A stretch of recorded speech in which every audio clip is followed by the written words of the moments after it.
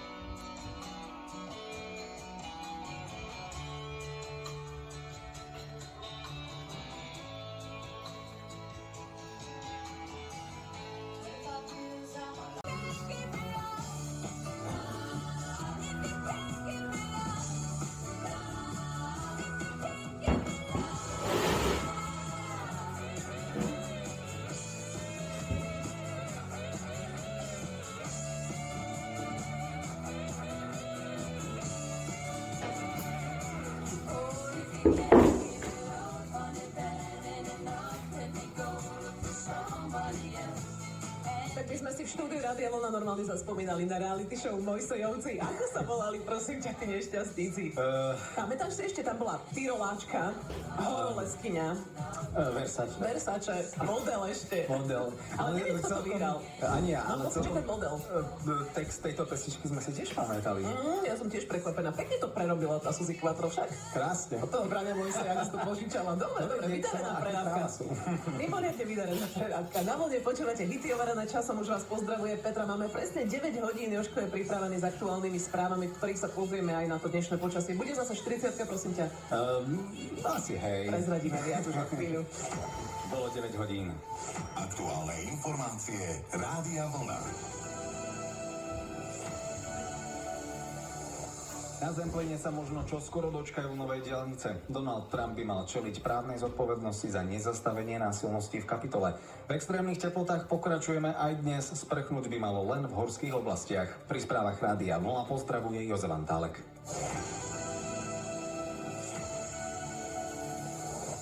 Výstavbe diaľnice na Zempline by mohla pomôcť situácia na Ukrajine. Povedal to generálny riaditeľ Národnej diaľničnej spoločnosti Vladimír Jacko, keď informoval o podpísaní zmluvy so zhotoviteľom štúdie na výstavbu diaľnice D1 v úseku Bydovce, Vyšné Nemecké. Tá štúdia má posúdiť, či najefektívnejšie bude pre tento región naozaj diaľnica, či obnoviť alebo zveladiť cesty prvej triedy, alebo ak to preženiem, či budeme jazdiť zdrojmi. Aj keď je zmluvná lehota na jej vypracovanie rok, štátny tajomník ministerstva dopravy Jaroslav Kmeď predpokladá, že by mohla byť hotová do niekoľkých mesiacov.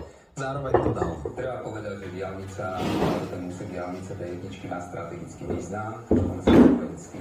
Vy vidíte, že teraz je veľký problém dodávať obilie z Ukrajiny. Nemáme kapacity, naša čierna na Tisovanie, Maťovce nemajú také kapacity, aby sme vedeli všetko prepraviť po železnici. A bohužiaľ musíme využívať cestu, ale tá cesta, ten prechod Vyšné Nemecké je Lierikom. vylučuje, že bude potrebné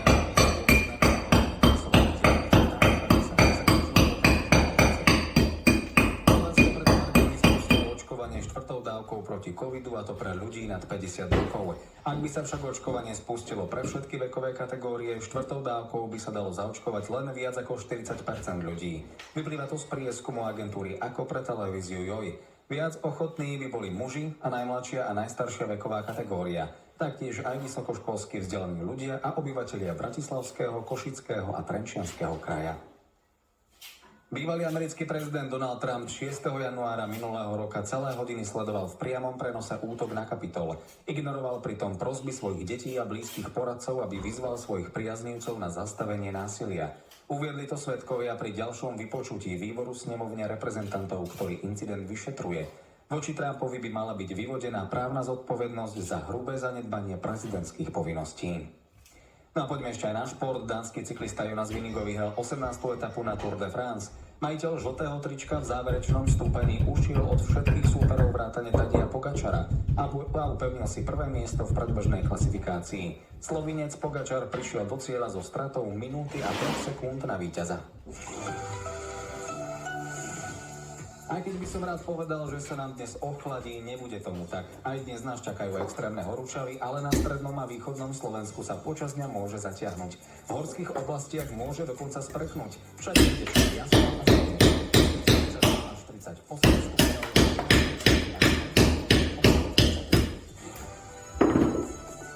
Dopravný servis Rádia Vlna. 3 minútky po 9 sme s vami aj na cestách. Policajná hliadka odstavuje v Bratislave na Puchovskej smerom zo Svätého Jura, ďalej na D1 pri odpočívadle Kostolná smerom do Trenčína a v obci Plaveč smerom do Starej Ľubovne. Ak by ste mali pre nás viac informácií z ciest, dajte nám vedieť viac na naše bezplatné číslo 0800 800 500. Šťastnú cestu. Na vlne. Jak ty si natáčal videjko? Čo som to? Veziem sa, ja vám dnes v tom štátnom spoji a zrazu je taký bizarný obraz predo mnou. Áno. Pán poštár natiera chrbát pani poštárke. A ona mu ešte vraví, a poriadne, všade mi to dobre rozmaže, aj tie plece mi poriadne natri, také šaty na ramienka mala, vieš. Áno, čiže opaľovací krém predpokladám. Opaľovací krém. A on bol v takých rozpakoch chudák a ja sa mu vôbec nečudujem, lebo musel sa tváriť, že vlastne úplne v pohode, nič to so mnou nerobí. No tak vieš, ako natierať kolegyňu v MHD. No veď toto, no ale aj dnes sa myslím, že ten opaľovací krém zíde, Jožko. No tak škoda, že nám to nesvieti slnko. Hneď by som ti natrel tie tvoje Vážne? ramienka. No výborne, dobre, tak ti ďakujem veľmi pekne. Zase budú reči po tomto, ale nevadí. My to radi. My to radi. No, ale teda, aby vás dnes nespálilo a nemáte ruku ako Saxana, tak poproste kolegu. No, ja si myslím, že to bude zážitok oboj strany. Petra pozdravuje, krásny horúci piatok želám. Počúvate Na vlne s Petrou Podkonickou.